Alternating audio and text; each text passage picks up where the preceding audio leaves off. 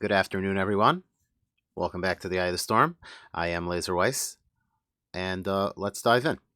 Yesterday, I said that my video was part one of two. I spoke about Barack Obama and how he really did change the soul of the nation, but for the worse. I hardly spoke at all about his weaponizing of race, which is really one of the most important aspects that needs to be discussed, but it honestly needs its own separate video, which, God willing, I'll make, but not at this moment. Right now, I want to get back into what I said yesterday, which was that millions of people voted for Barack Obama to help them. He did not. If you really stretched your mind, could you think of a single thing that Barack Obama did to effectively change the lives of people in this country for the better? What do you attribute to him? The first thing that occurs to anyone when you talk about it is probably Obamacare. It's definitely his landmark piece of legislation. Fact is, Obamacare did not help the majority of this country. It did help a very narrow segment of the population, but it actually hurt a lot of people. There are many studies that investigated whether or not it helped more people than it hurt. It's not clear that it did. It's also not clear how much it actually helped people, since a lot of people who were basically on Medicaid or Medicare transitioned into Obamacare plans, but the news media claimed that those people were newly insured, inflating his numbers of people that he got insured by millions and millions. Now, nobody's saying that no one was helped, of course. The question was, how much benefit was it, and is the benefit worth the cost? I hate to be cruel and heartless, but I would make that calculation if I was in charge of running the country, even if it had to, God forbid, affect my own family. You can't throw the country under the bus to save a few people, even though every person's life is important. That's not how you run a country. On a personal level, and I know this is not unique, I've spoken to many people, as somebody who I think fits pretty nicely into what we would call lower middle class. My wife's business was forced to renegotiate their insurance contract with an insurer who was very affected by Obamacare. And whereas my wife previously had gotten free insurance with dental and vision from her work, after Obamacare, she was forced to pay $400 a month per family member. Prior to that, we'd been putting away a few bucks a month. After that, we were, for a while, living very much paycheck to paycheck, because I have two children, and I'm also under my wife's insurance, and so we were paying $1,600 a month extra. Now, again, were there people that helped? Yes. But were more people helped? Oh, by the way, and we lost vision, and we lost dental. So all of these things have to be considered. But let's not talk about that. Okay, because I just wanted to address that because it's the one big thing people are like, oh, Obama did Obamacare. What else did Obama do? What did he do? I want you to think about something else. There are many people in this country, and I love America. I said this in my last video, and I meant it. And it hurts me to think about. There are many people in this country who are living in intergenerational poverty, in terrible situations. There are people in this country who are living in intergenerational crisis, cultural crisis, and criminal, I don't know what the word is, crime-ridden neighborhoods and low opportunities. What did Barack Obama do for those people? When Barack Obama became the president, he was the president for 8 years. That's a long time to be president. Did he improve the lives of people living in low-income neighborhoods? Did he improve the neighborhoods? Did he improve the lives of people suffering from intergenerational cultural issues, poverty, racism, bigotry, hatred? In fact, if you would ask Obama, he would say that all those things became worse.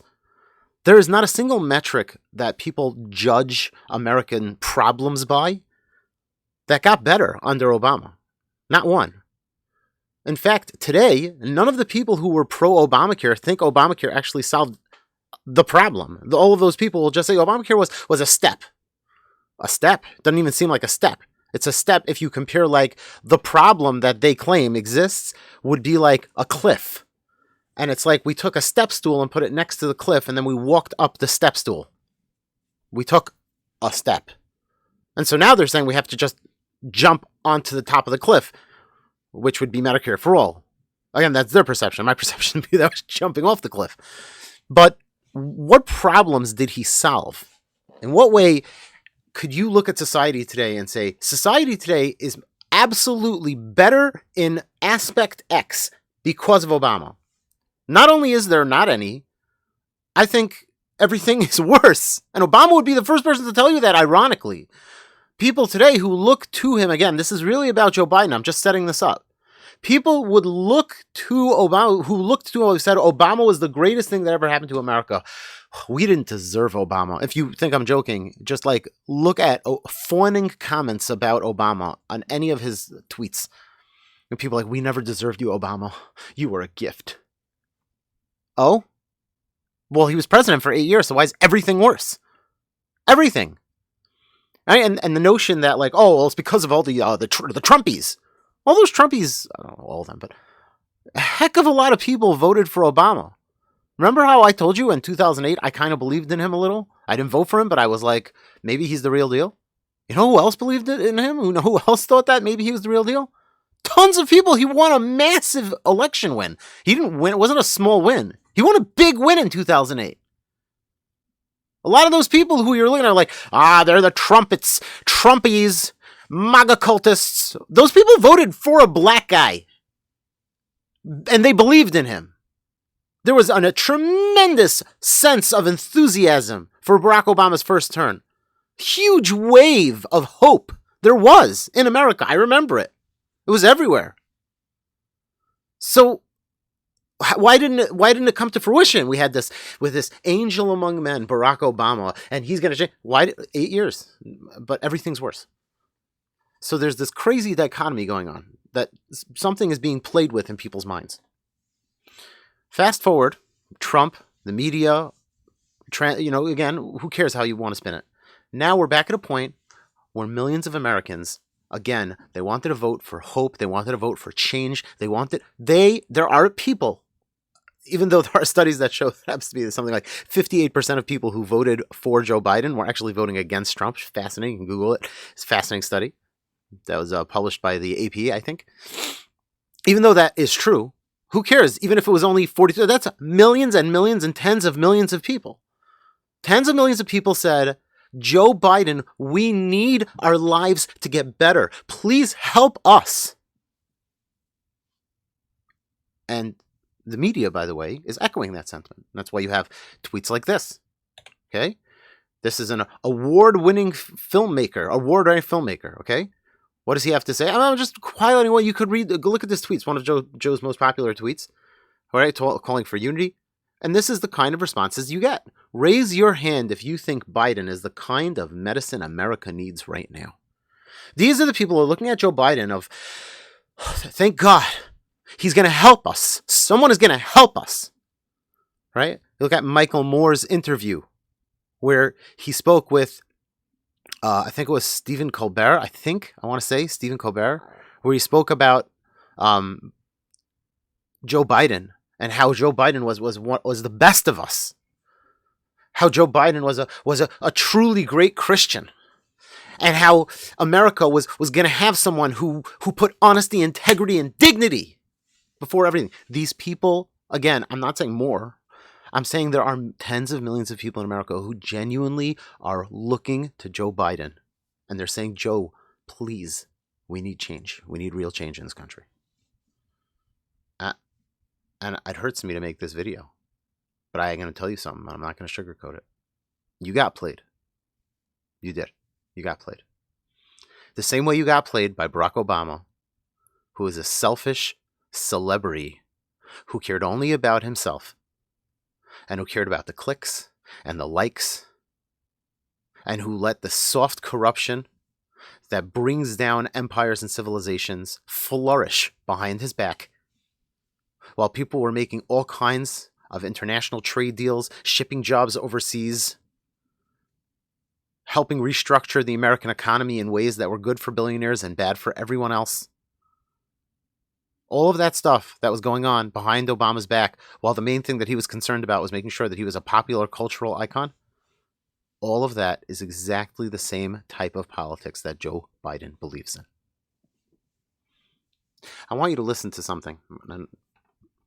This is the clip that I brought for you today. And see for yourself what's going on here. This is Joe Biden. Listen. When I marched in the civil rights movement, I did not march with a 12-point program. I marched with tens of thousands of others to change attitudes. And we changed attitudes.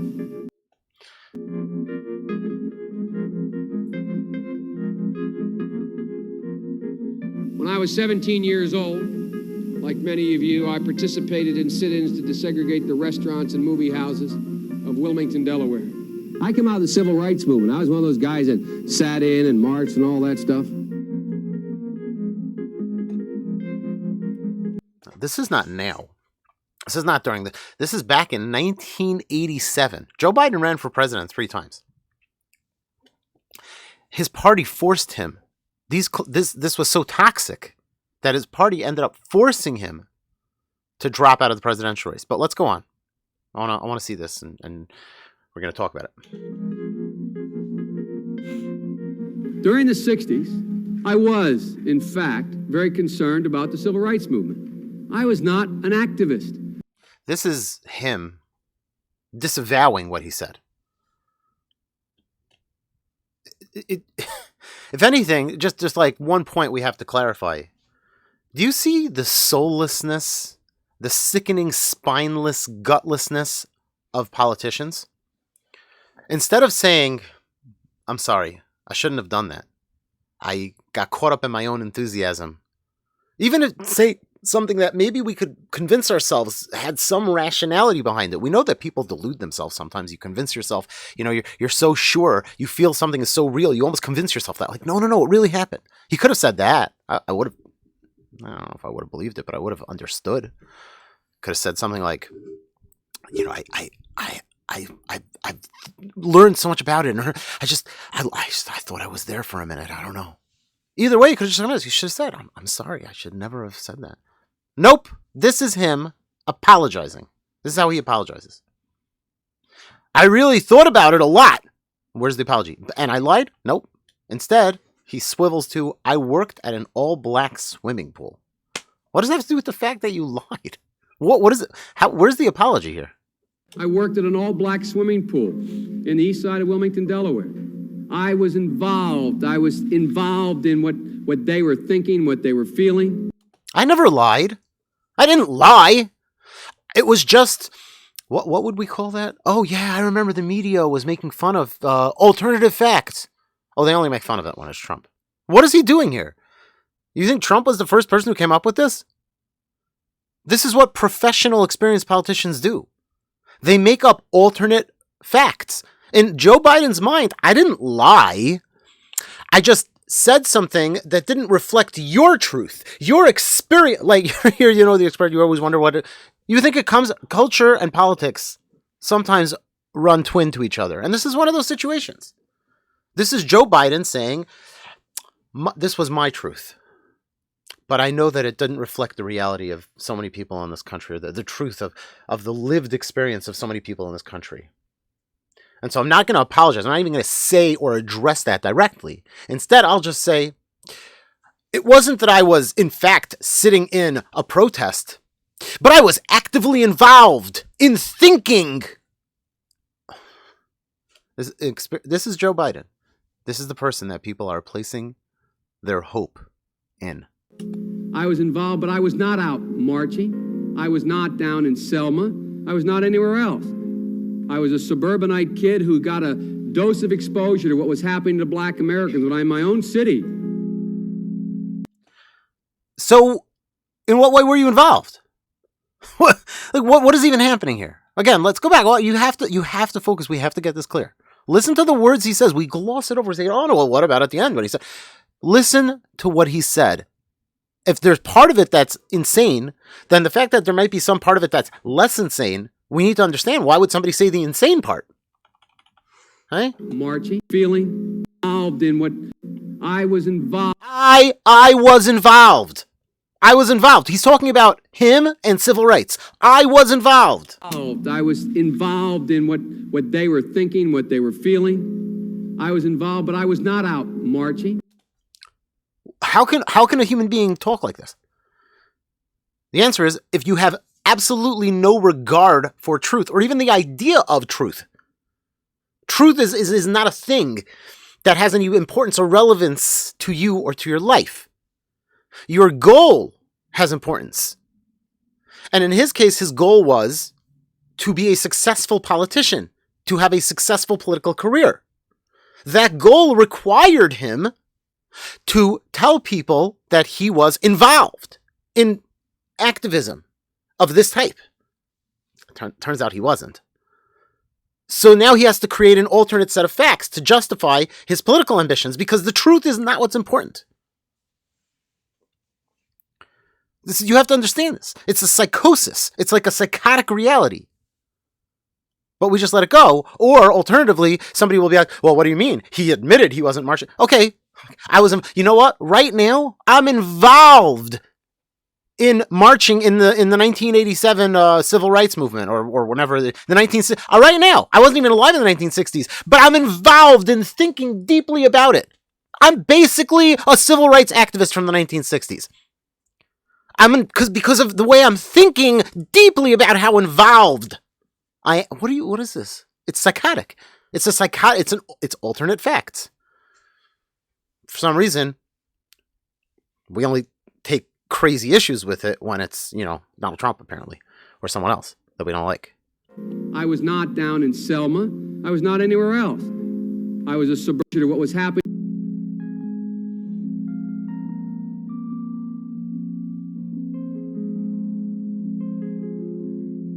When I was a teenager in Delaware, for real, I got involved in the civil rights movement. We have the 8th largest black population in America. Most people don't know that. And I'd go to 8 o'clock Mass, then I'd go to Reverend Herring's church where we'd meet in order to organize and figure where we were going to go, whether we were going to desegregate the Rialto movie theater or what we were going to do. I got my education for real in the black church. All of this, it's all a lie. Not one word of this is true. And that's not hyperbole, it's a fact. But I got my education, Reverend Doc, in the black church. Not a joke. Because when we used to get organized on Sundays to go out and desegregate movie theaters and things like that, we'd do it through the black church. I was no big shakes, Reverend, in the civil rights movement. By the way, in case you didn't notice the dates, here it says 2014.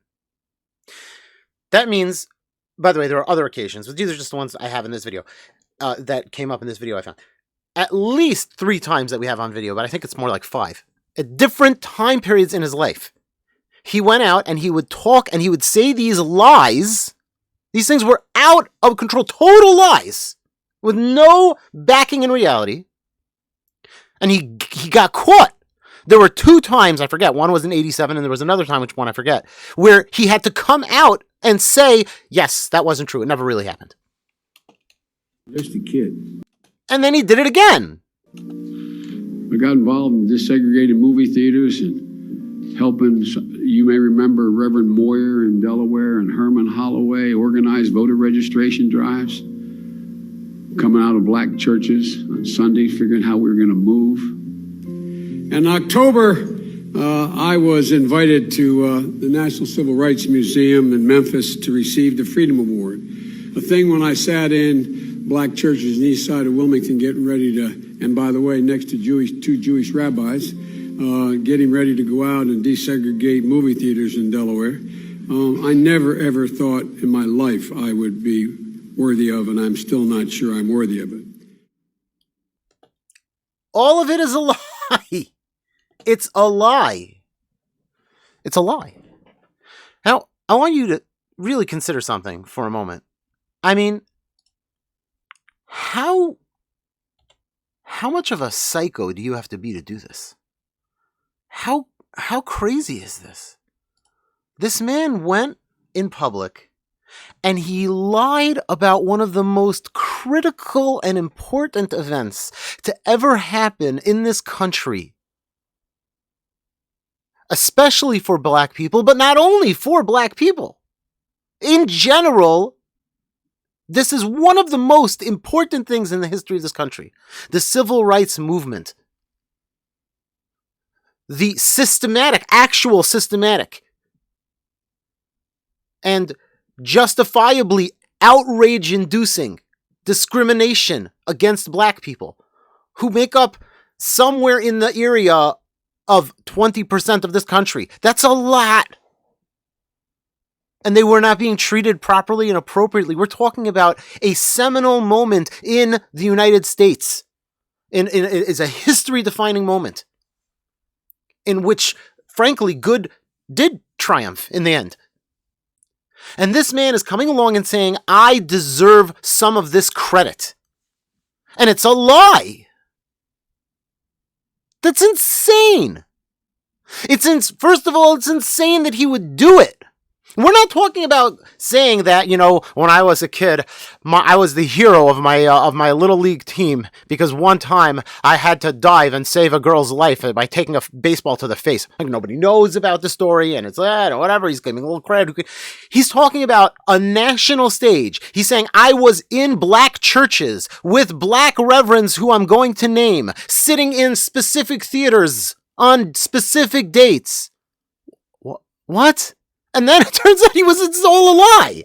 First of all, how psychotic do you have to be to think you're going to get away with it? How psychotic do you think do you have to be to do it in the first place? Completely stone cold sociopath.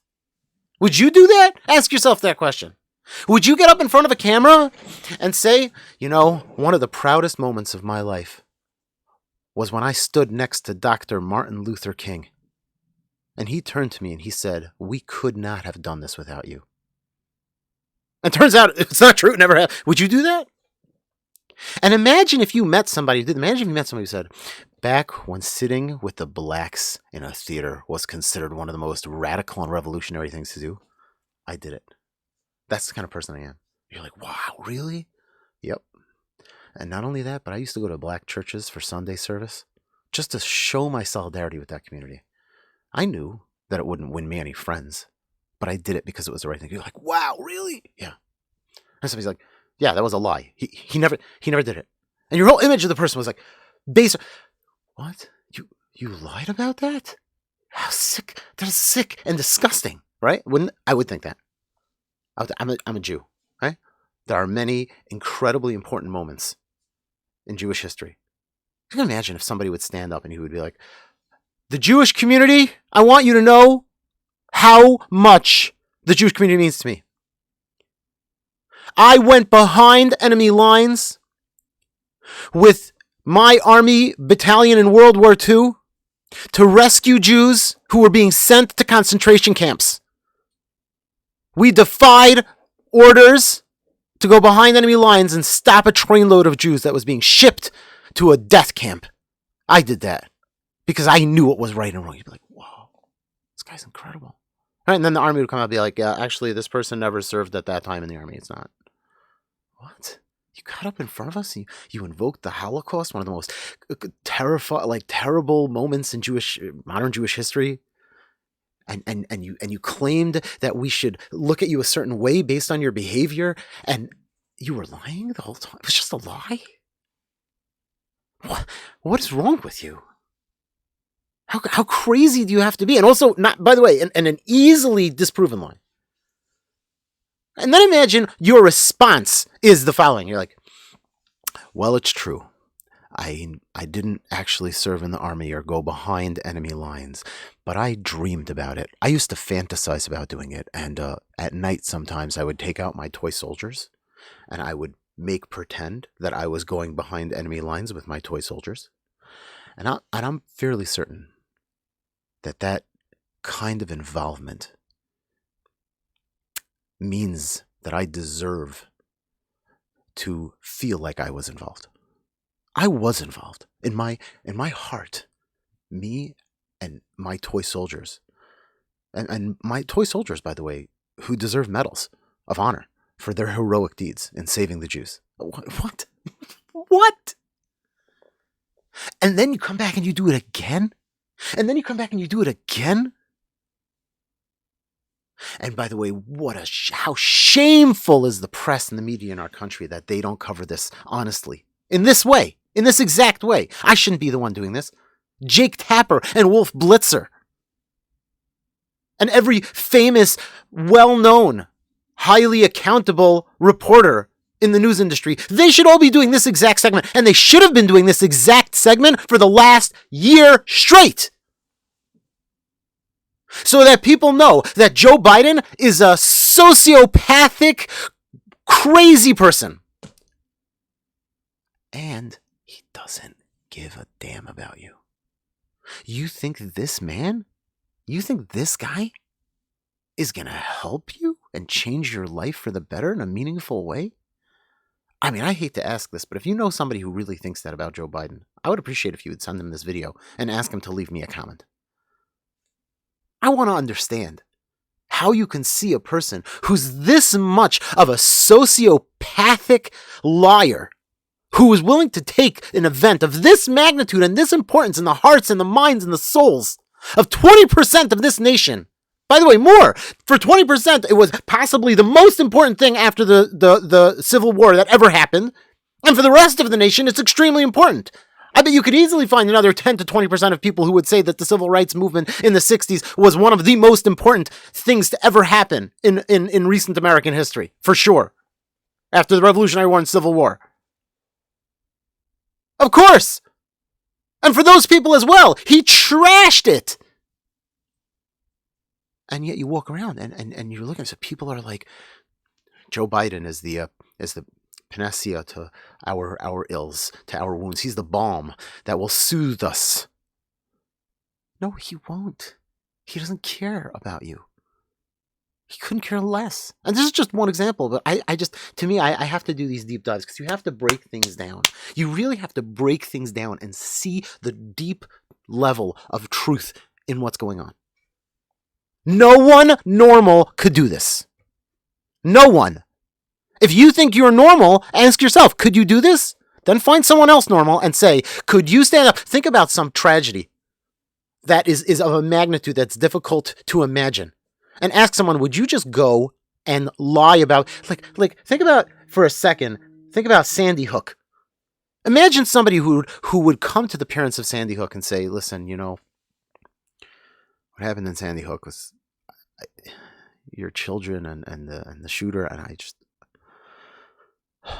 and that's one of the reasons I'm asking for your vote, because I want to change things in this country. And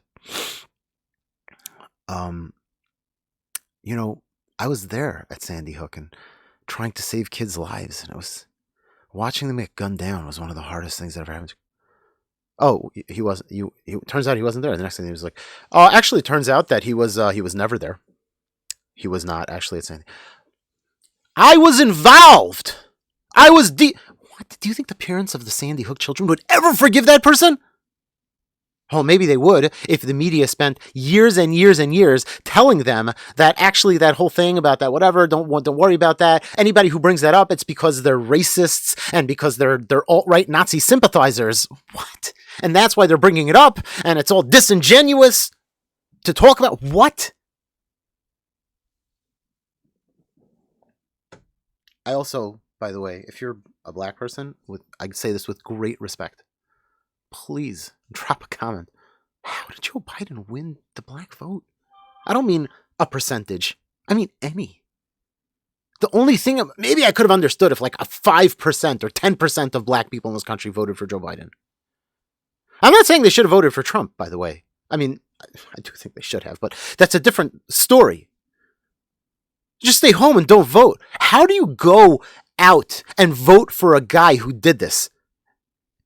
If this be like the Jewish community, I don't care if the guy was, I don't care if I thought it was honestly like the worst possible president.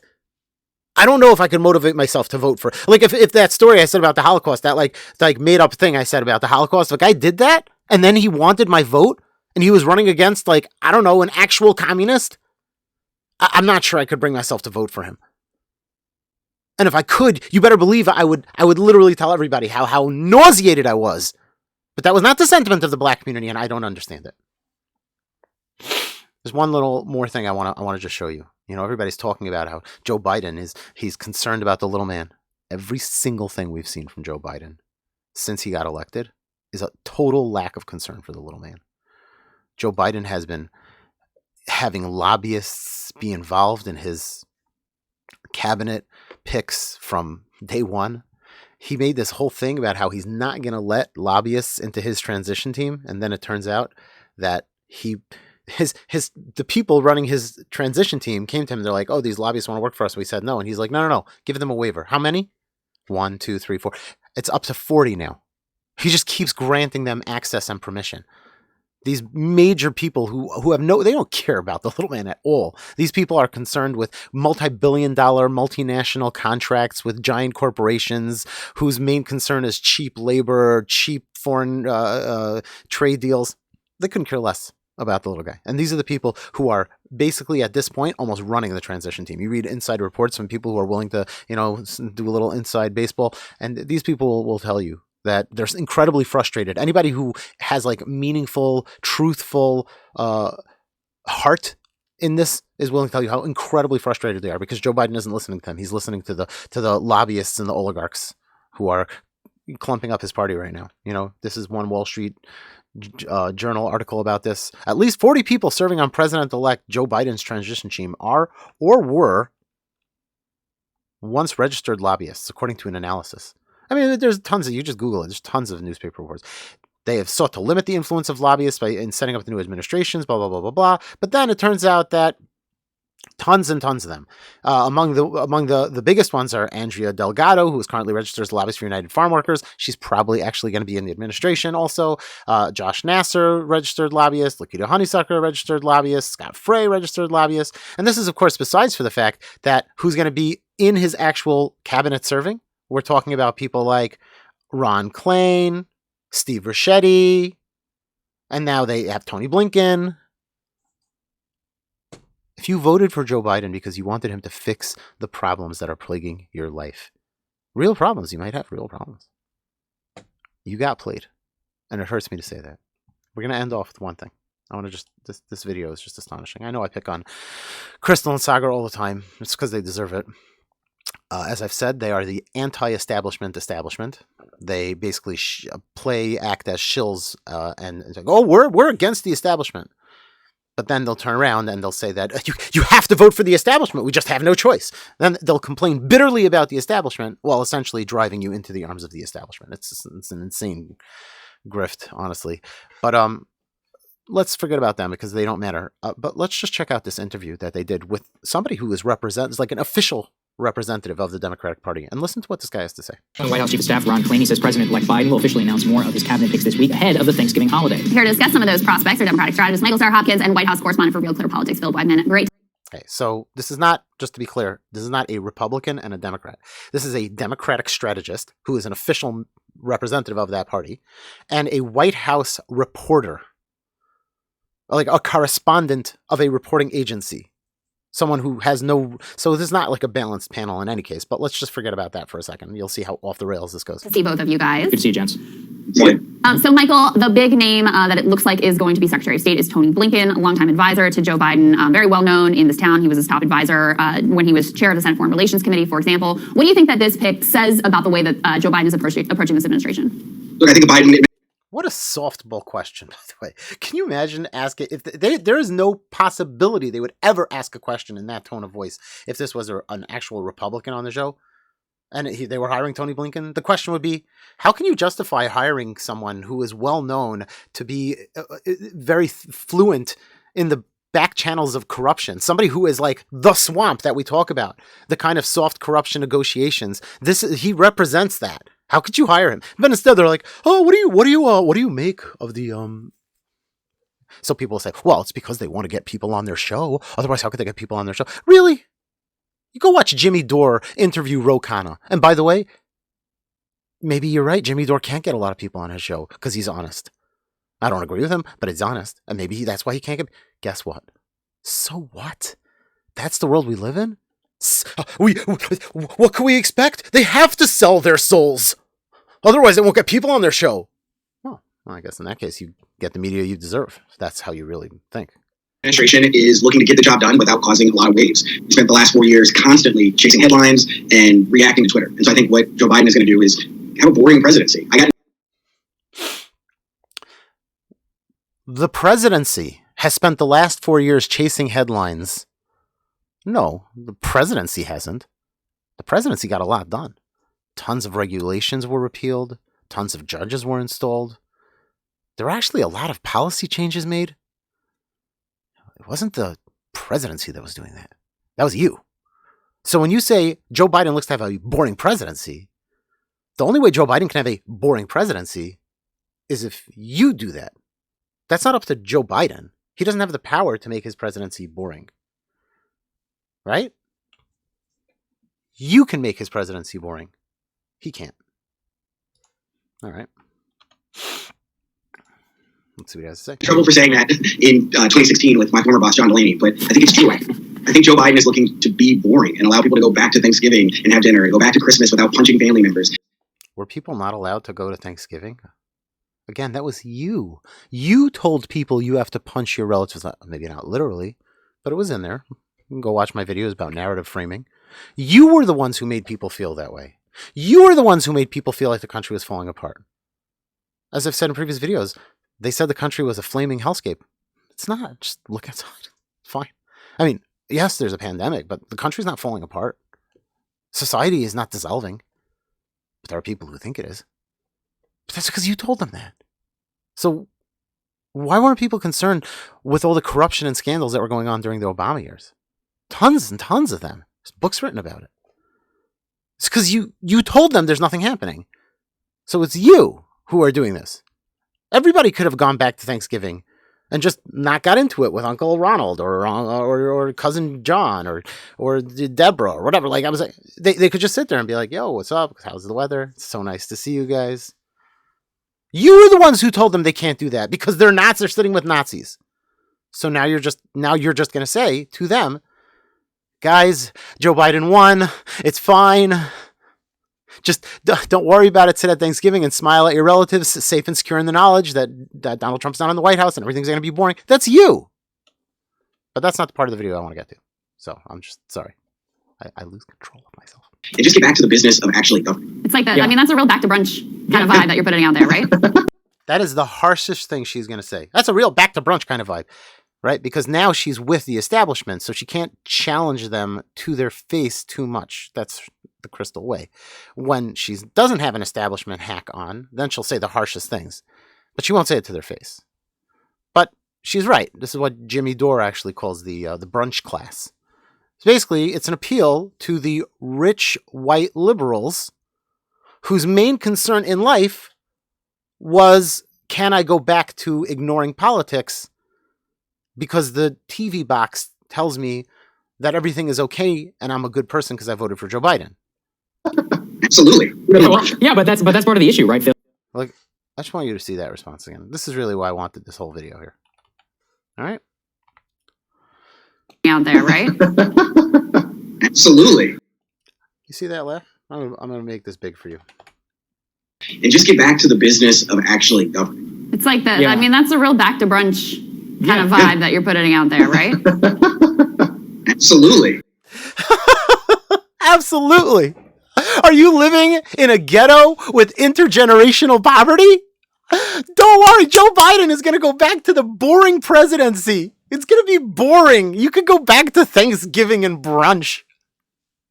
Are you living in a town or county where like all the steel mills were closing down before Donald Trump because inferior Chinese products were flooding the market at prices you simply couldn't compete with and therefore there were no jobs available? Don't worry about chasing headlines anymore. Joe Biden's coming back. Joe Biden is going to make everything boring again. Oh, those jobs you had because the tariffs and whatever other good things that Trump did, we're going to get rid of that. We're going to go back to the boring brunch. Everybody, it's a real back to brunch, right? Absolutely.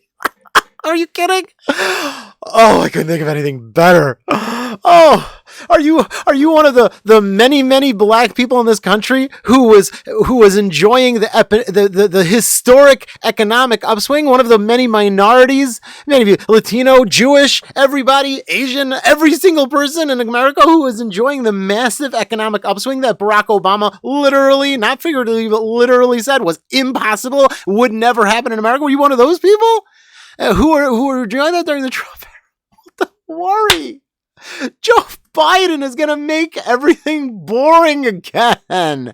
You'll sit in front of your television and think about the old days when you had a job, and you'll think about the times before when America was a manufacturing powerhouse, and the TV will tell you that, Joe Biden is just so great and wonderful, and everything is going to be good. Are you one of those people who hoped that your life would improve because your culture would get better and your community would have more opportunities? Are you one of those people? Joe Biden is going to go back to boring. He's going to go back to nobody notice anything. You know what Joe Biden is going to go back to? Joe Biden is going to go back to, look at my socks. Don't you see? They have little cute doggies on them. Joe Biden is going to be the person who sits there and we talk about, did he wear a tan suit? Oh, you're sitting in intergenerational poverty in your home. You're sitting without a job. You're sitting with health insurance costs that are inflating through the roof. Oh, we're going to talk about how Joe Biden's socks are adorable. It's going to be boring. Absolutely. We're going to play that one more time. It's so good. It's so good. You ready? Here we go. Just for you. Yeah. I mean, that's a real back to brunch kind of vibe that you're putting out there, right? Absolutely. Absolutely. Remember those jobs you had before the pandemic that came about as a result of Donald Trump's policies? Are we gonna go and not follow those policies because Joe Biden categorically is a Democrat and is against them and allows self-corruption? Absolutely. It's not really funny. If you voted for Joe Biden because you thought that he was going to help you, you got played. And I'm sorry.